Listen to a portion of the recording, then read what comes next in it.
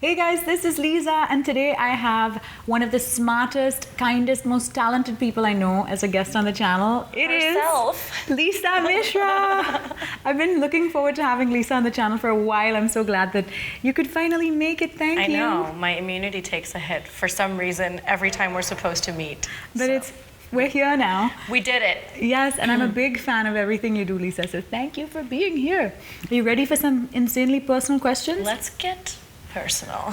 Okay, I'm gonna start by asking you to tell us something that we wouldn't be able to find out about you on the internet. Anything. Oh yeah, I used to just do a whole host of voices and accents as a kid. I think my penchant for singing comes from like mimicry that I used to do when I was really little. Do us a sample? What's the best accent you can do? Oh God. So you walked into this. I did. There's this great scene for any fans of 30 Rock, which I just referenced, which I think I can't remember the actress. She's playing Barbara Walters interviewing someone. And it was, let's get personal.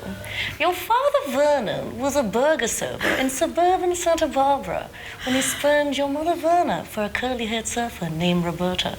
Did that hurt her? But the whole joke was, in 30 Rock, because 30 Rock had this whole thing about the rural juror and no one being able to pronounce rural juror. That was really good though. Thank you. I do a lot of these.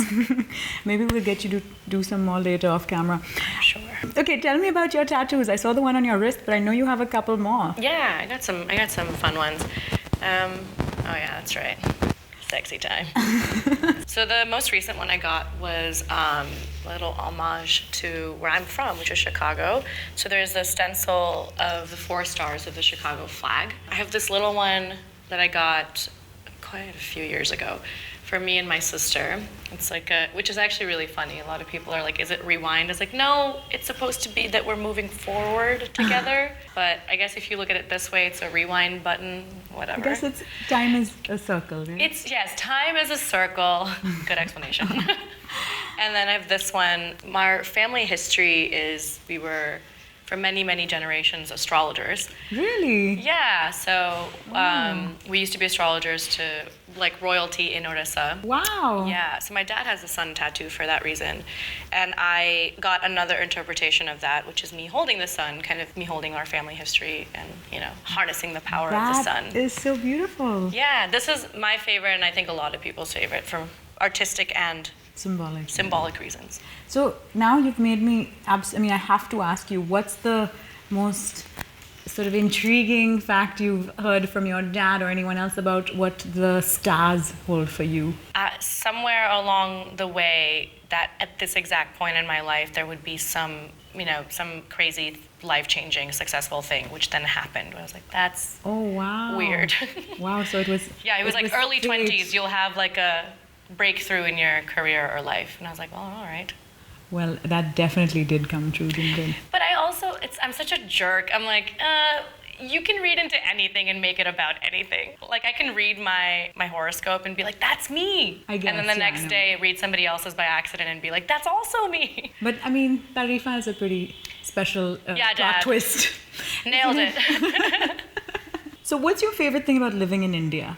I think the people, for sure. I think what makes India so different from the US is that we have a much more communal society here. And it's hyper individualistic over there. You do everything on your own. You're on your own feet by 18. Here, there's just such a community of people to welcome you, which we're not really used to that there. So if you're sick here, people will show up at your doorstep with like food and make sure that you're okay and like check in on you every day. There, it's just really different. You're just kind of expected to be on your own and take care of yourself. So it was a welcome change for me. The thing I love most is how, everybody functions like a gigantic community. That's so true. Yeah. But what do you miss about Chicago? Driving. With ease, at least. I could drive here, but I think I would just die of a heart attack. Where do you consider home? I don't know anymore because... So I just moved into my own apartment, and it's the first time I've had my own place. I've always had a flatmate. So technically, this is my first home. And yet, after living 20 years there, that's also obviously home. So I think I'll have a more, in-depth understanding of that home feeling, what it is a few years down the line. I don't have an answer right now. How many languages do you speak? I used to speak 4 fluently. Now I speak 3.5, maybe. I used to speak French fluently for a long time, and then I've lost it over many years because I was a bad practitioner and just stopped using it, which is so stupid because it's such a beautiful language. But at home we speak Odia because we're from Orissa, and I speak Hindi and I speak English. What language do you think and dream in? Still English, yeah, definitely English. But I have a lot of, it's so strange how quickly it happened after moving to India. So I've been here a year and a half now, and my thoughts are starting to happen in Hindi, which is weird. Like my angry expletives now are in Hindi. That is, I think, all that matters, right? Yeah, right. If you're using in a language, it is your language. I think that's what it is. I think now we can say my thoughts are in Hindi because all of my abuses are in Hindi. What's the craziest thing you've ever done for love? Let it go, which is it's a really sad answer, but give it up. But I think that's actually such a powerful answer because so many people don't realize that truly loving someone is also being okay with letting it go. Letting it go. Yeah. If that's what's best for... Exactly, and I think it might encourage a new space of self-love. So it's like when you're in love and there's such a power to that, and your ability to let it go is a mark of your love for that person, a mark of your love for your love that you shared, and especially for what you feel for yourself. So all sorts of love happens when you let it go. That is powerful. That was deep. We just got really deep. I don't know when this keeps happening, but... Okay, what's the sexiest quality in a partner? There's 2. It's an amalgam of 2. One is independence. I think a lot of times, especially the way that we raise boys, oh my God, Indian boys.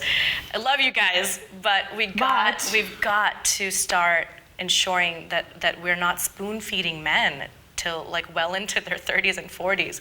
So independence, if you can cook for yourself, you do your own laundry, you know, if you're self-sufficient, that's the sexiest quality, I think, especially in Indian men, because I'm like rooting for that. I'm like, yes, you did it. You're 30 now. Your mom isn't going to wash your underwear anymore. I know, you're 30 and you can make dal chawal. Good for you. So I'm rooting for that. And I mean, it's just as important to me if somebody is funny, because I find that to be an incredibly intellectual quality. If you're funny, it usually means you're witty and smart. Who is your celebrity crush? It's the same answer I've had for so many years. If there's a Q&A I did in 2014 or 15 on my YouTube channel, and it was the same answer then, it will be the same forever. Farhan Akhtar, come on, man. Like, wow. He's so smart. He's so smart, he's well-spoken, and he, at a very young age, wrote and directed what I consider, one of the best movies of all time, which is Dil Chahta Hai. I hope Farhan's watching this. I think that's a huge compliment for him to be your all-time, I've said this so many times, forever crush, celebrity crush. I hope he's watching it and like not informing the police. He's like, she's gotta stop.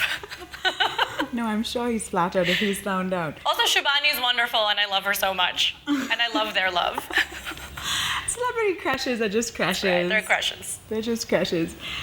Have you ever used a dating app? Of course. I used Bumble in Chicago to the point, I don't know if you guys have experienced this, but imagine living in such a densely populated city, metropolitan city in America, the 3rd most populous, and I've used Bumble to the extent that I ran out of people. What? There's a point where you use the app and you've swiped left so many times, you hit the bottom, and then it says no more people around you. And so you didn't find anyone in all of Chicago that you liked, or did you swipe right on a few? I did. I went on a few dates, and I don't know what it is. It just all felt very strange and inorganic. So I was left swiping. Tried. Yeah, I left swiped to oblivion. Well, I suppose it must have been a learning experience in some ways. You know what's out there and what you don't want. And I learned the ins and outs of Bumble. So that's also a learning experience. I know that app like the back of my hand. Have you had any dating app experience in India? I haven't. Mainly because I think I'm just so busy. So it tends to be that if I meet people, it's at work or on the go. What's the best date you've ever been on? It doesn't have to be via a dating app, just in general. It was actually one of my Bumble dates. Oh. Yeah, it was one of the best ones I've ever had, because we went. In America, there's this thing where you're not supposed to admit that you love Coldplay for whatever reason. They're like considered super cheesy, and if you say it, people just kind of roll their eyes and like, oh God, pop music. So I went on a date with somebody who was from England. and we both ended up in like the restaurant was in the basement of another place, and we called it the Coldplay bunker because we were both able to admit that we love Coldplay. And I was like, yeah, secret stays here.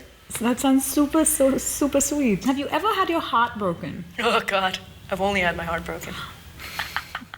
I'm sure you've broken some hearts along the way. I'm sure I have, yeah. I know I have, but I like to pretend very dramatically that mine was broken more.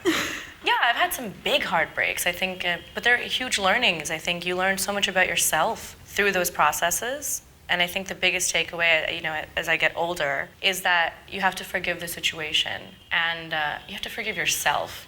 I don't necessarily, and this sounds awful, I don't think I ascribe to the theory that we must forgive everybody because some things are unforgivable. Some people, independent of their lives and selves, they'll be fine. They don't need my forgiveness. But I need my forgiveness. I need to be able to look at a situation and say, I don't regret going through that. I don't resent the person, and that's the best I can really hope for. So evolved and sort of self-aware and everything. I love this. I feel like you should take over my channel. I love it, Leeza. I love it. Thanks for sharing all of that. Of course. I think it's so wonderful to be willing to be vulnerable or share your vulnerabilities. I feel like that's the... And we all learn from each other. Such a secure person. Yeah, I think there's, especially in a community of women, we learn so much from each other about dating, about personal lives and all that stuff, and we're just gleaning knowledge. Share, right? Share. Absolutely. Yeah. When was the last time you cried? Like, probably yesterday.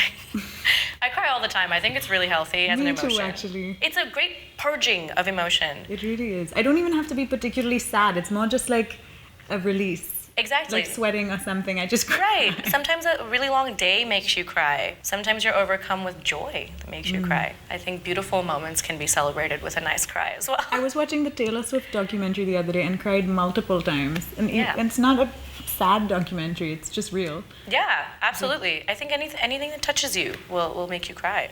Yes, I'm a big crier.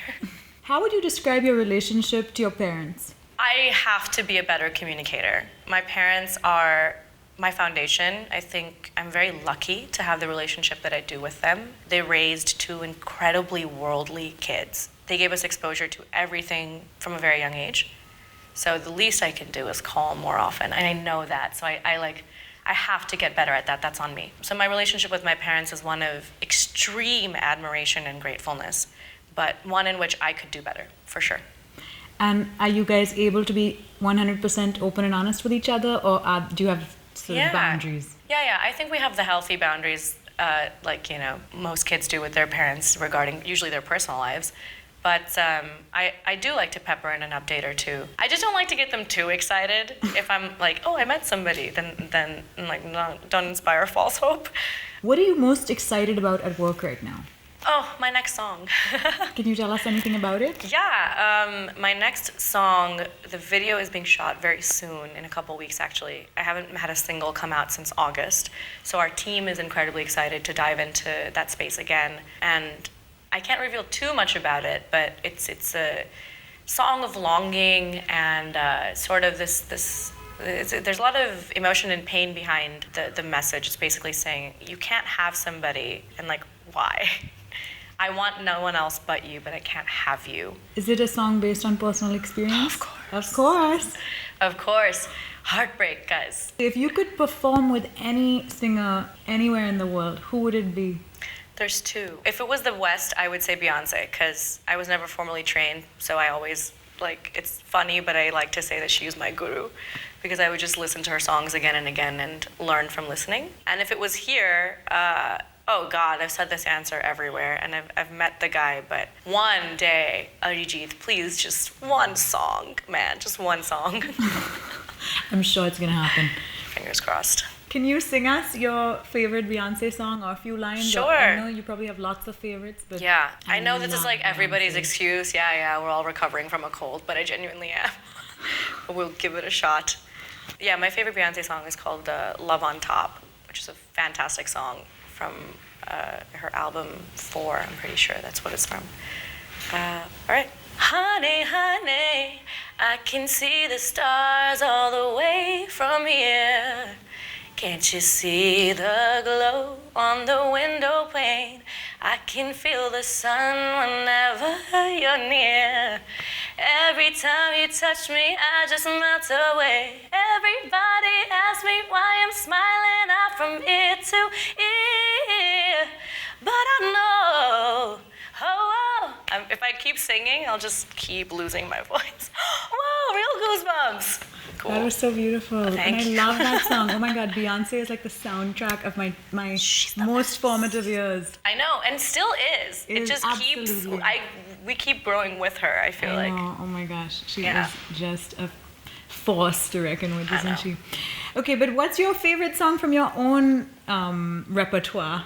Oh, that's a tough one because it's probably a tie between two. Sajnave, which was the song I did last year, I think is the one that melodically I love most because it just is so in my space of composition. You know, props to Vishal Mishra who created that song and who composed and co-sang it with me. But I love that song. It's something that I would listen to even if it weren't in my voice. And then Tareefan, obviously. Of course. That's the big one for me because it's so much sentiment attached to that moment. So I can never not feel like that's my ultimate favorite song because that was the moment that changed my life. And I know that you get asked to do this every single time, but it just wouldn't be an interview with Leeza Mishra if we didn't do this. So can we close with a few lines from Tareefan? Of course. I actually genuinely love performing this song. And I love listening to it. I Oh my know, God. it's because of I can't be that. sitting next to you and not have you sing it for me. Do you know what I'm saying? That would be a That's fair. wasted opportunity. But I think that's what makes the performance aspect of that song so great because it was a moment for me and then for so many other people that it kind of just feels like we're all always singing it and feeling it together, which is so cheesy and It's Disney so Channel special, of me. though. It is so special. I mean, it is so special. Yeah. It went overnight from your song Yeah. on Instagram to Tareefan. Yeah, You know, it just is. there's something yeah. magical about it. And the magic, really is in those two sisters. They know how to find talent. They're very good at what they do.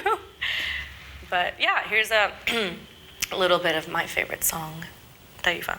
कानों में एक दिल की बात सुनावानी ओ तेनू हसदा वेख के जगनू मैं भुल जावानी दस दे किदां गल तेनू समझावानी ओ अब तू छड़ दे ओनू जो है तेरे नाल नखरे क्यों कर दिए मैनू जजदा नहीं किन्ना सवाल कर दिए ना मैं सुनता नहीं होर दस किन्नियां तारीफां चाहिदियां तैनू होर दस किन्नियां तारीफां चाहिदियां तैनू Ooh.